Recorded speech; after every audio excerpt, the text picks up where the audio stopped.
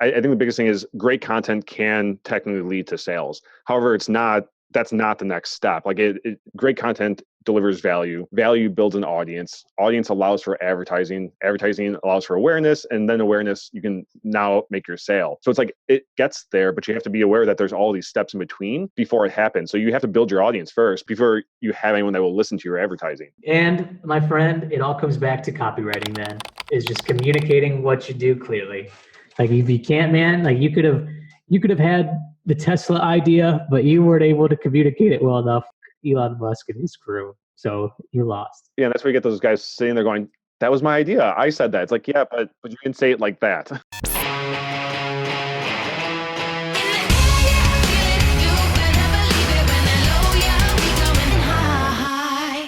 To kind of like get the ball rolling. So who are you and what do you do? Name's Terry Schilling. I am a copywriter, entrepreneur, really focus a lot on writing website copy and brand messaging for my clients. The clients that I typically work with are more of creative entrepreneurs, service providers, so like freelancers, and then service-based businesses. So it could be SaaS, but it could be, people doing different projects, companies in the real estate industry, for example. That's your main job. And from what I can tell online, it seems like you have a bunch of either splinters of this or like side projects. Like how many different things do you have going on right now? Oh man, it seems like organized chaos over here on my end, man. I feel like recently I've been really taking a step back and trying to realize where my priorities are as a business and how I grow.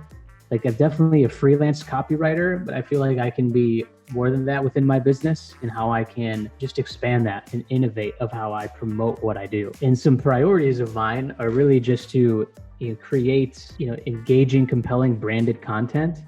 And so that's where a lot of like my ideas come from and what you may see online where, I'm promoting my private Facebook group for entrepreneurs and writers and service providers there to help them really just take the salesiness out of their copywriting and also just learn how to grow a business online. And copywriting is such a huge part of that. If you can communicate your message clearly, you're going to have a clear advantage over competitors and a lot of other people. It also takes some of the pressure off because these ideas aren't necessarily going to be great, right? Right. And sometimes when you're trying to create a great idea, that's when you get stuck. And sometimes you just need to get those ideas out and see what comes up organically. So I just really want to create some content that brings awareness to my brand that kind of like, this is what Terry does. And he's kind of really helping other people in this freelance and copywriting community learn a couple things. Another part of it is I want to just create compelling products for people as well, whether that be courses, webinars, freebies that people can use in their own business. How often do you come across clients that are really passionate but cannot articulate their message in any way? Dan, I come across that a lot. And I feel like those are the clients I love working with because it's so easy to collaborate with them. And it just doesn't feel like that they're going to like micromanage me in a sense. Now, there's sometimes I can tell when they're really invested in what they do and you can kind of tell they already know what they're looking for, but they want to give you this creative freedom. And so most of the time, I feel like when that happens, the relationship doesn't work well because they're just not really open to a ton of new ideas. Going back with just people who are really passionate about what they do, I think just when you have those like-minded values too is part of it. It's so refreshing.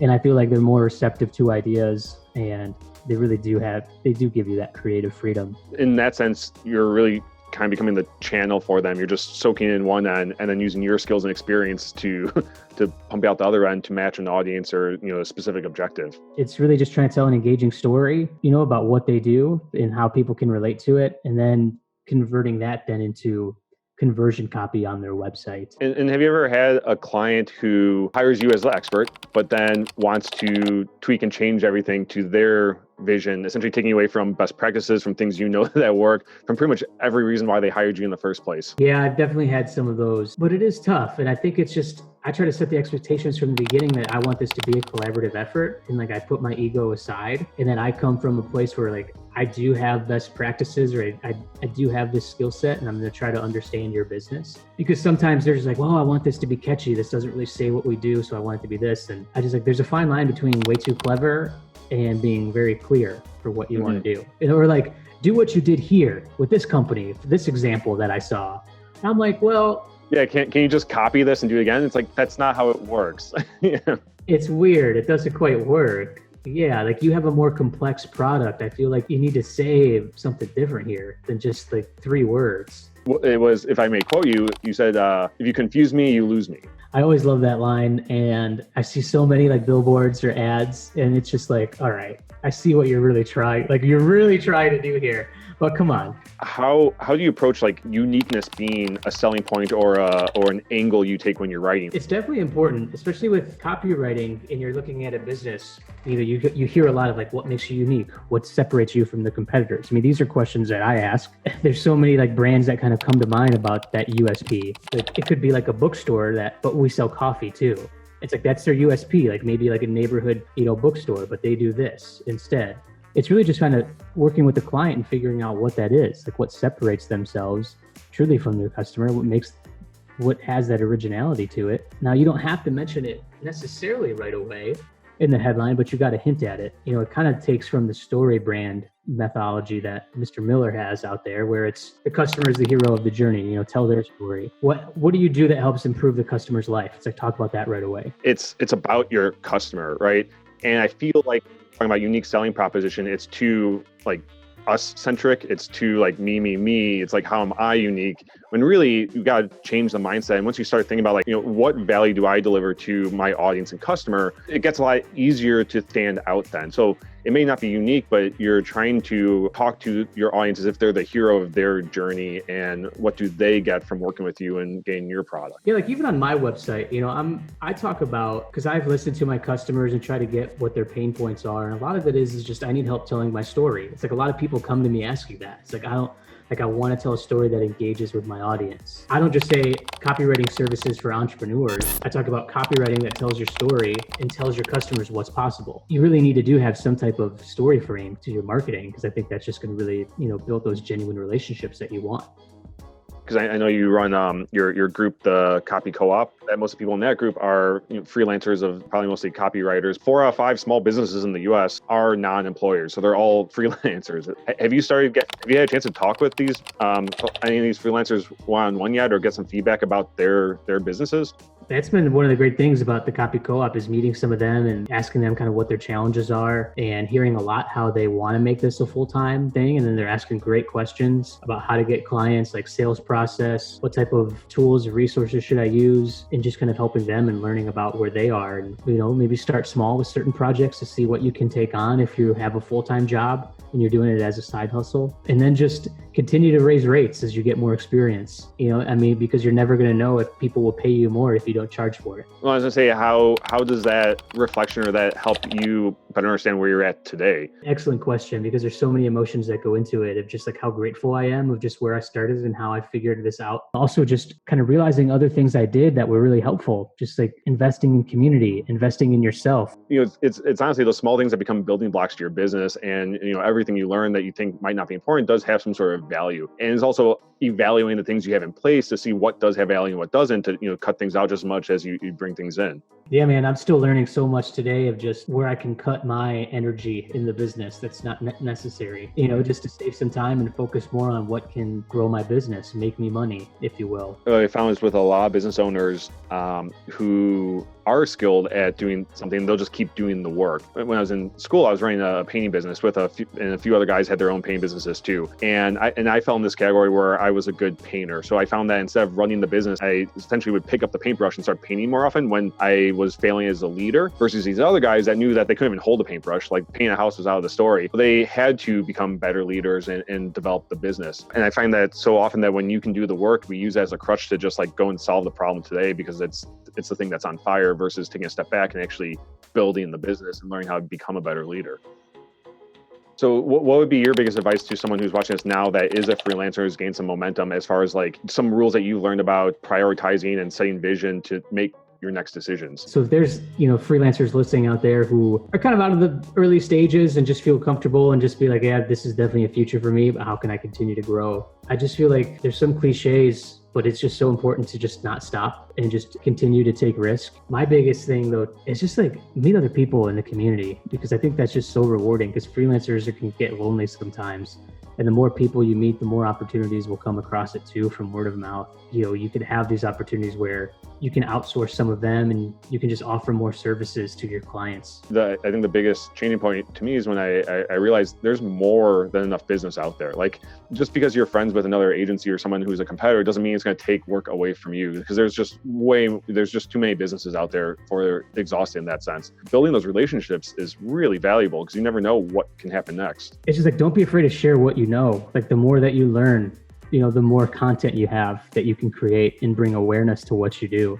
Like, as a freelancer, it's like, I want to get clients. And it's like, if you have them, just start like creating content and bringing more awareness to what you're doing. Like, take some of the things that you've learned, and like, it's free marketing, is creating these videos and like these posts. Just people will see you and only think of you when it comes to copywriting or graphic design or whatever skill set that you have. I mean, that's been a big part of my business, just meeting other people, meeting people like you, but meeting like future clients too. There's like, Terry, man, I've been looking online. We've been looking for a copywriter. I love your stuff. I think you'd be a great fit for us. Why do you think it is that people are afraid to share stuff? Like, why are they afraid to give things away? I feel like the biggest thing is imposter syndrome. They just don't know, like, why would anybody trust me? I already see other people doing it. So why would I go ahead and do it? So that's a big one. And maybe they just might not see the ROI. I don't have anything to sell. It's like, nobody knows me yet. It's like, well, build that trust up. Like, you don't really have to go ahead and pay a bunch of ads right away. Like, you can do it organically and continue to get clients and do what you're doing on the side. It's kind of what my approach has been, is just building that trust and not really offering anything in return, and slowly going into that realm of doing free webinars. And if people trust me enough to buy, I'm not trying to do stuff to do a quick sale. I'm just trying to build relationships. It kind of changed how I speak to clients when they're talking about ROI, especially when it comes to creating content. I think the biggest thing is great content can technically lead to sales. However, that's not the next step. Like, great content delivers value. Value builds an audience. Audience allows for advertising. Advertising allows for awareness, and then awareness, you can now make your sale. So it's like, it gets there, but you have to be aware that there's all these steps in between before it happens. So you have to build your audience first before you have anyone that will listen to your advertising. I think one of the reasons people are afraid to give stuff away is because they think they have something unique. Unfortunately, I think the reality of the situation is there's very few things that are like absolutely unique. It's not necessarily why people are buying it. They're not buying on the uniqueness. They're buying on the value it delivers and what they get from it. Because people sell the same Me Too products all the time. So uniqueness is not necessarily the selling point. And my friend, it all comes back to copywriting then, is just communicating what you do clearly. Like, if you can't, man, like, you could have had the Tesla idea, but you weren't able to communicate it well enough. Elon Musk and his crew. So you lost. Yeah, that's where you get those guys sitting there going, that was my idea. I said that. It's like, yeah, but you didn't say it like that. Yeah, it's so much about communicating your value or articulating your value, being you, building those relationships with the people you have, creating an audience, and then just slowly building on that momentum, like having the patience and the consistency to follow it through and just let it keep growing, and always be looking for the next opportunity to move your business forward to whatever your end vision or goal is. And I think a really good example of how you can tell a story in like thousands of different ways is if you just listen to the top 40 music charts, right? Like, those songs all have the same chords, very little variation. Yeah. There's thousands and thousands of them, and they all are slightly different, telling a different story to a different, to a specific audience. There's so many people in the world, and there's so much messaging, there's so much content. I think the thing that people get overwhelmed with is focusing on that, how am I unique? Well, again, I think that's putting too much pressure. It will come in time. You'll figure it out.